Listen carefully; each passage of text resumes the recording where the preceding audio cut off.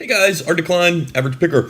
So it's been a minute since we've done a Q&A, question answer, and I thought I would do this one now because this one comes up quite a bit for me, especially when I'm interacting with people on the Discord or the subreddit. A lot of times, especially with newer pickers who are making their first challenge lock.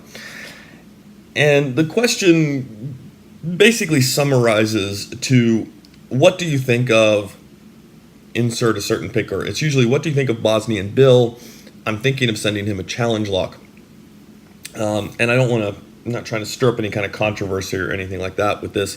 We're going to actually handle this in the reverse order of that question because I think that second part is more important to you as a newer challenge lock maker than the first part of the question is.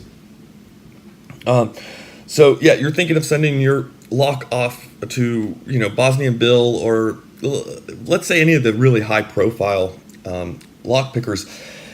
Yeah, I mean, there's something to be said for that. And that's certainly going to at least briefly elevate your status or something. I don't know. It is going to draw some attention to you for sure. I mean, you're talking about thousands and thousands, 50,000 something followers on YouTube. So yeah, it's going to put your name out there for a hot minute until, the next couple come along.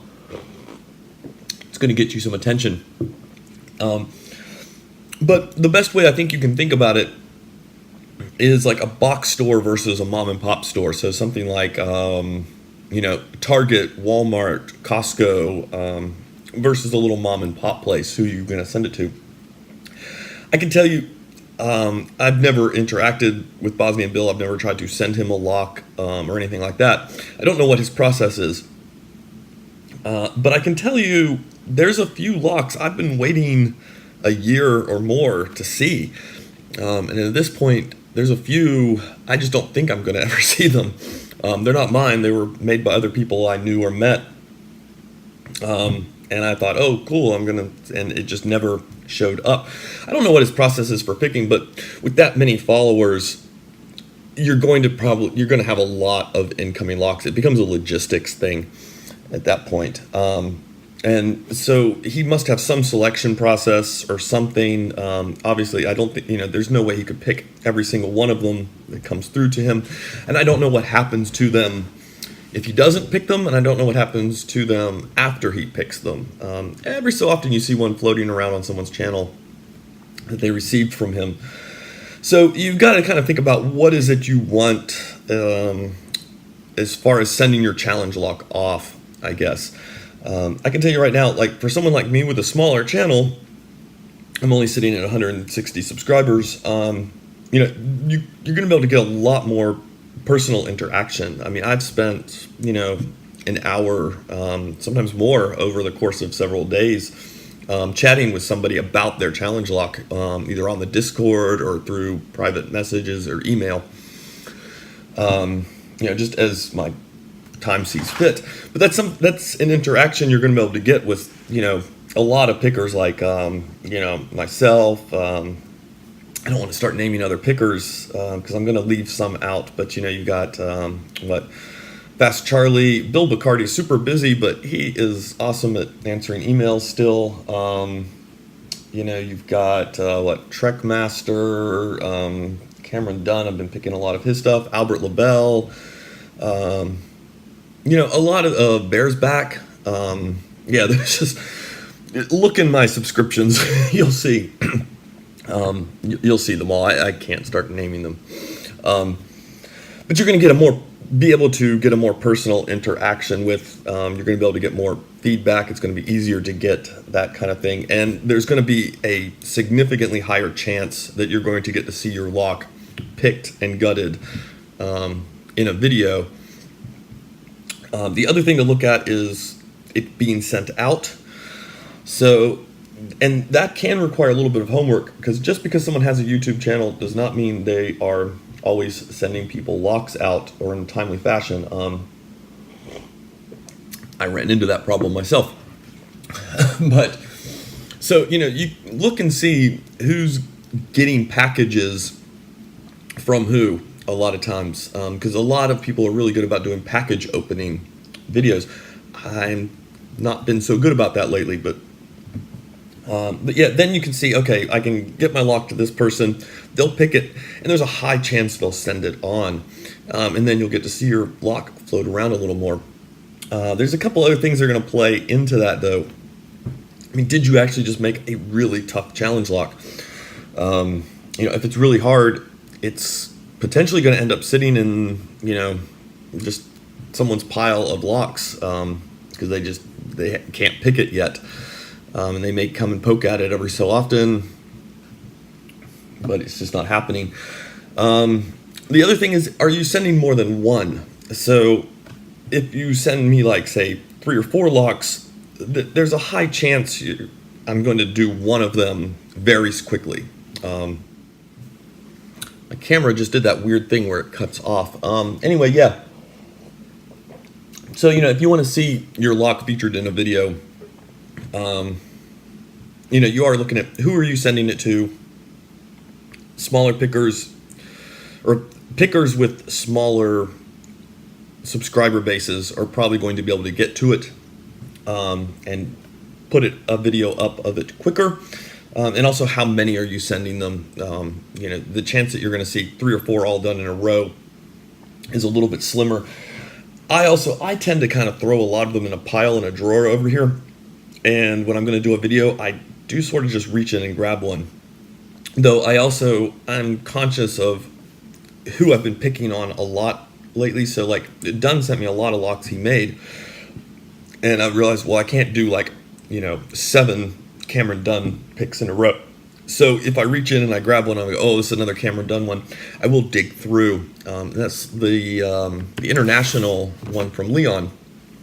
I realized, crap, I need to get that out. I can't let it sit in my drawer too long. It's been about a month.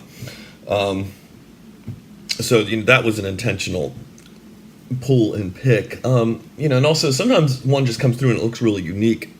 And so sometimes I think, oh, let me do that.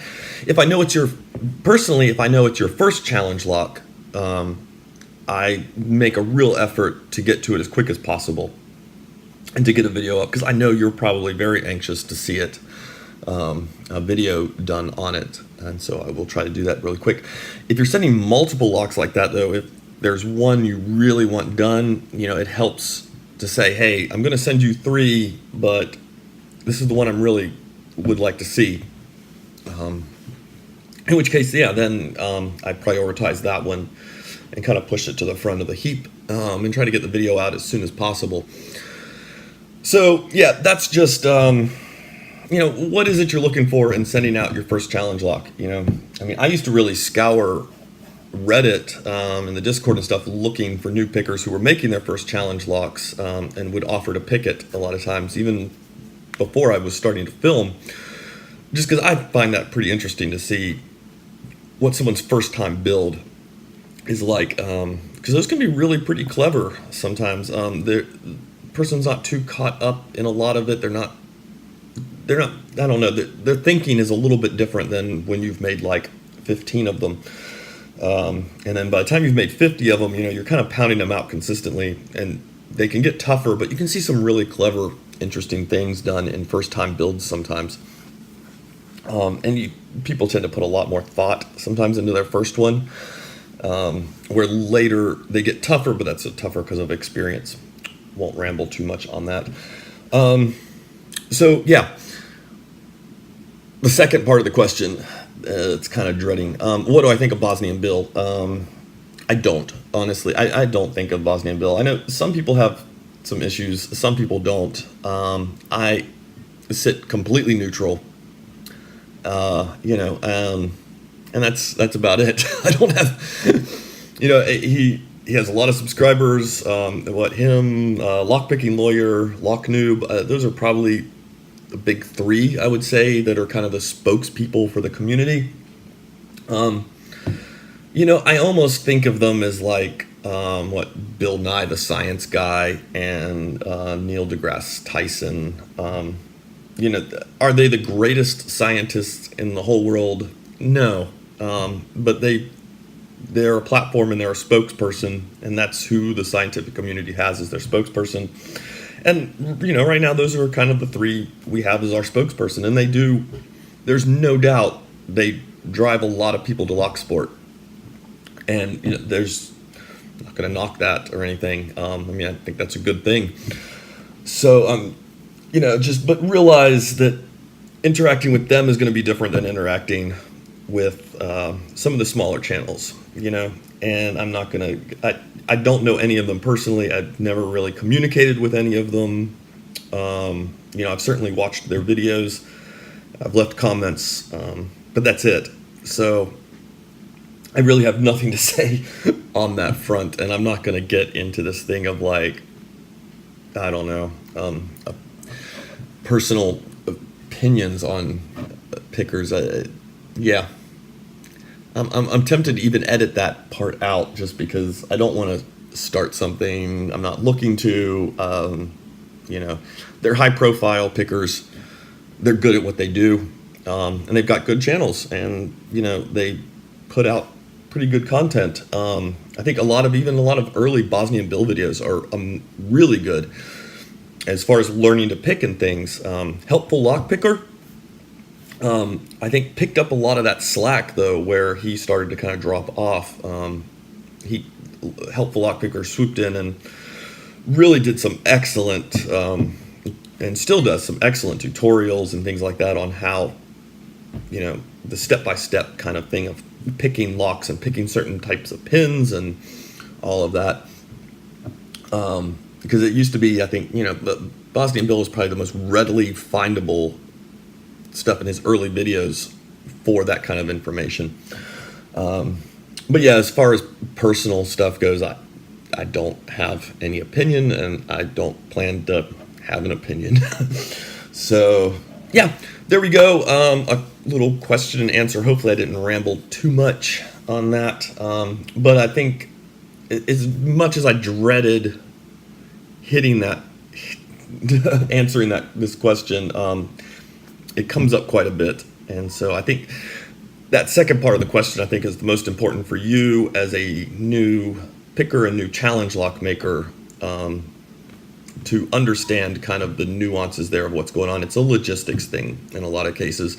So if you want to see your lock and you want to see it circulating more in the community, I think you're better off going with smaller channels, and looking and researching those channels a little bit to see who is sending out, because that's going to make sure your lock stays out there in circulation. All right, guys, have a good one. Yeah.